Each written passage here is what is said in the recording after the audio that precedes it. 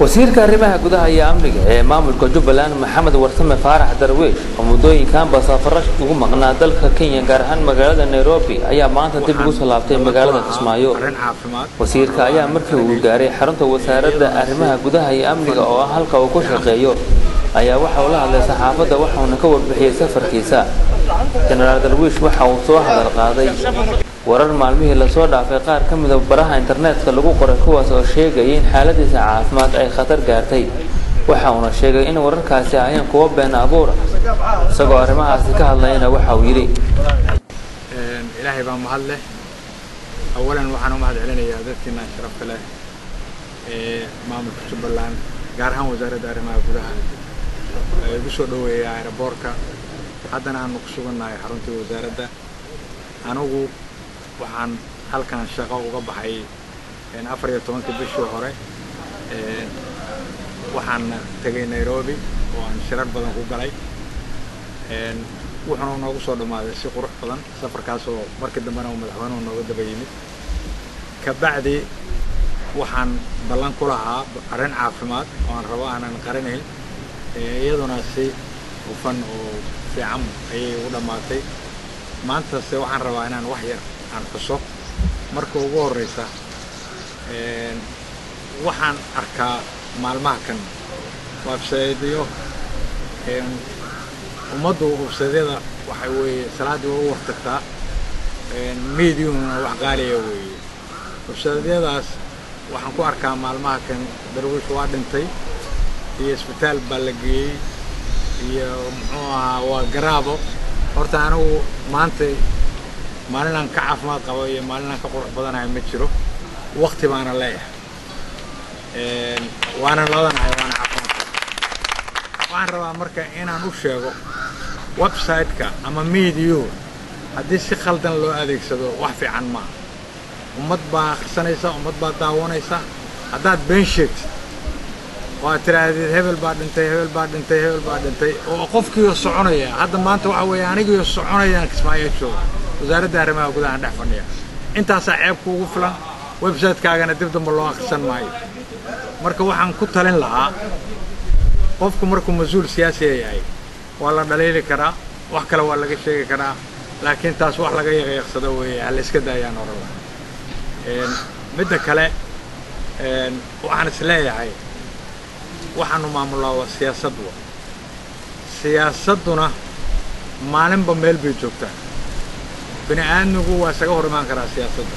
bini'aadmigu waa isku qaban karaa siyaasadda aragtidana waa isku qaban karaa laakiin waxa fiican qaab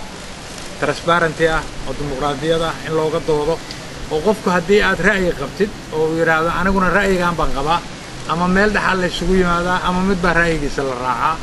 laakiin dagaalka qaabkaas oo foosh waxaan soran lahaa media laga dhaafo waxaan jeclahay inaan u hambaleeyo runtii shacab weynaha ururada kala gedisan ee bulshooyinka ay ugu horeeyaan ururka haweenka yani runtii inaan u hambaleeyo waqtiga qalafsan oo ay soo qaateen iyo muxuu ahaa siday u riixayeen barnaamijka kan siyaasadeed runtii Jubbaland waxaan isleeyahay hadda meel fiican baa la joogaa dadku waxa laga yaabaa aragtida tan ah in su'aalo la weydiinayo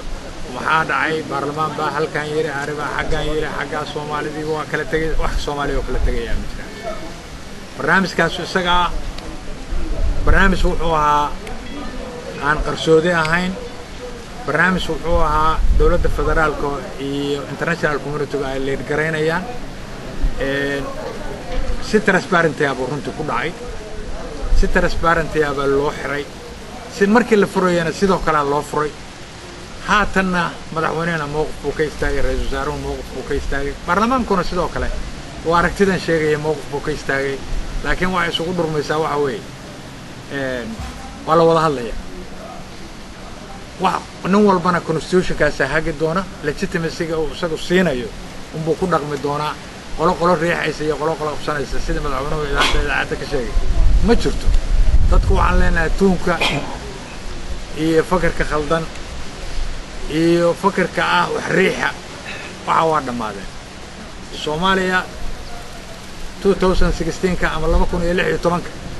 ninkii haatan tira ku faanaya ama deegaan ku faanaya suuq baa halkaa la dhigi doonaa kaasaana lagu kala bixi doonaa baarlamaanka Jubbaland waa sida uu dhismay sida dawladdu ugu hambalyeysay madaxweynaha laga soo bilaabo ra'iisul wasaaraha lagu xijiyo kooxuna ma dumin karto dad kalena hadda muxuu ahaa ma caalaqi karaan caalamku waa ictiraafay dawladda federaalka ahna waa ictiraaftay annaga maamulka ahna waxaanu islahayn sanadkan inaan bermiyo ku qaadano oo nolol kugu hambaliyo maamulada kale nooga dhigtaan sugeynay waa la idin kala diray iyo wax lamid ah ma sugeyn laakiin waxaan isleenahay waa qayla gardhaweysay hadda guddi baa la magacaabay diyaar baan u nahay garta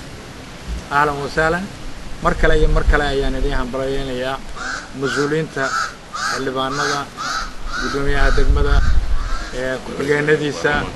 saraakiisha ciidamada qalabka sida gudoomiyaha ku-xigeenka baarlamaanka dhammaan ururada bulshada ururka haweenka gudoomiyaha ururka haweenka kulligiin walaalayaal waxaan aad iyo aad inuu kugu hambalyeynayaa waqtiga qaaliga ay siiseen oo igu soo dhaweyseen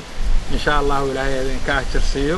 waxaan isleeyahay wixii maanta ka dambeeya horey baan u wadi doonaa shaqadii routiinka ahayd oo hore u soo wadi